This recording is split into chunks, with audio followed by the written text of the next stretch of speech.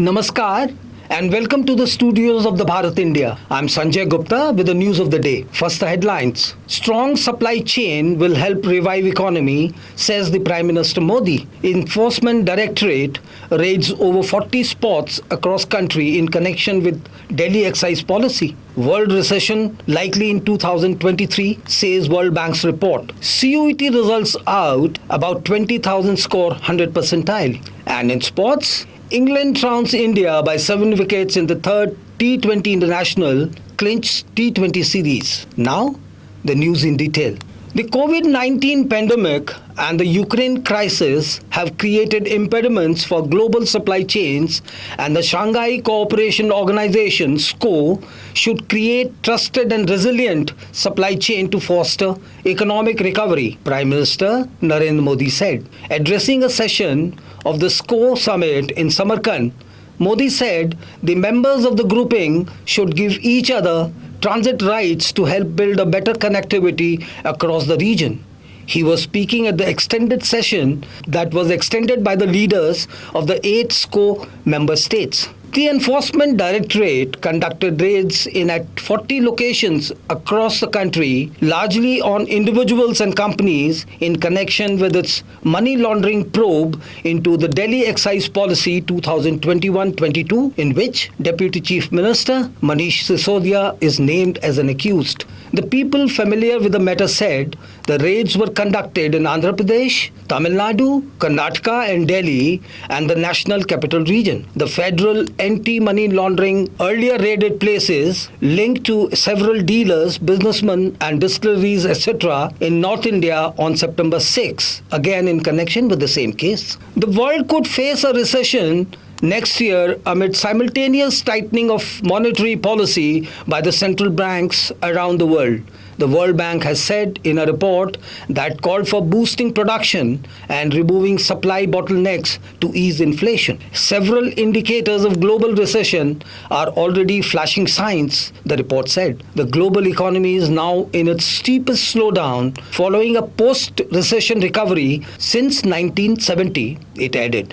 9 people, including 3 children, were killed and 2 others injured when a wall of an under-construction house collapsed in Lucknow on Friday, amid heavy and incessant rainfall over the last 3 days and waterlogging that prompted the authorities to order closure of schools in the city. Police said those killed in the incident were construction workers from Jhansi who were staying near the house. The 9 were sleeping when the wall collapsed in the city's Dilkusha colony. Those injured were rushed to the city hospital for treatment and their condition is said to be stable. Almost 20,000 students have scored 100 percentile in 30 subjects in the maiden Common University Entrance Test for undergraduate admissions CUET UG, results of which were released early Friday morning by the National Testing Agency NTA. According to NTA, as many as 8,236 students have scored 100 percentile in English, 2,065 in political science, 1,669 in business studies, 1,324 in biology and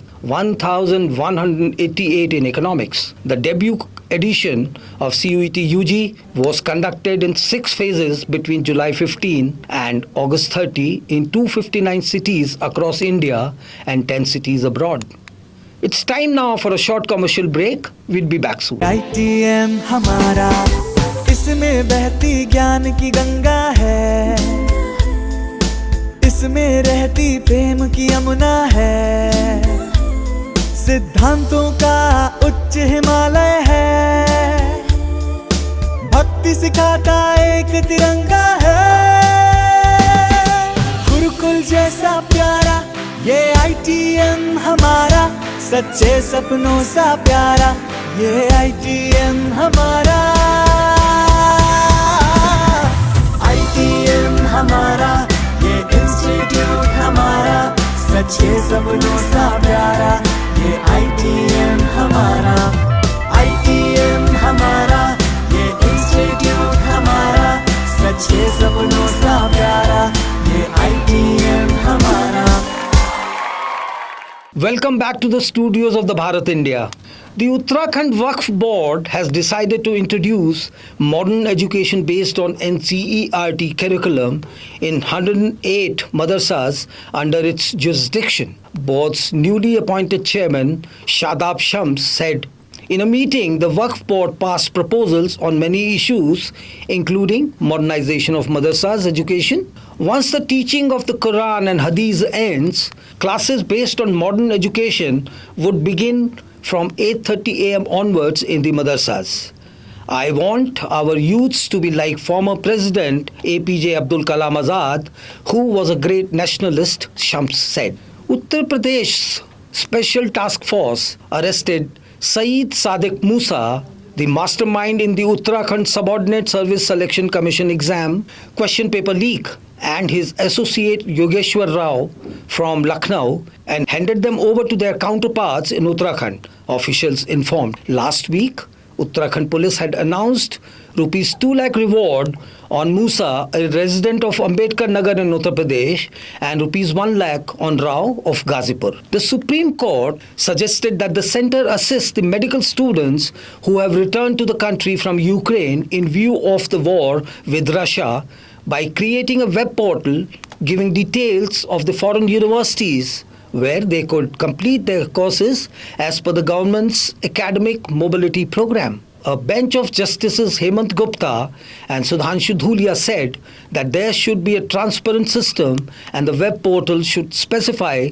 complete details of the fees and the number of seats available in the alternative foreign universities where they could complete their courses.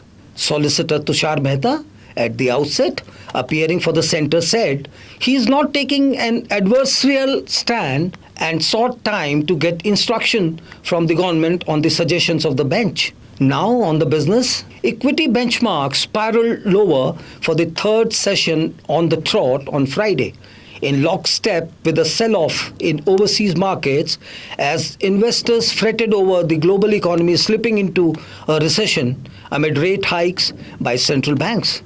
A weak rupee and foreign funds outflow added to the woes, traders said. And in sports, England women trounced the Indian women team by 7 wickets in the third T20 international to take the series 2-1. Indian bowlers put up a valiant effort with a below-par total to defend before rookie Alice Capsey held her nerves to guide England to a 7-wicket win in the third Women's T20 International and also clinched the series 2-1. That's all from the newsroom for now. Have a pleasant day ahead.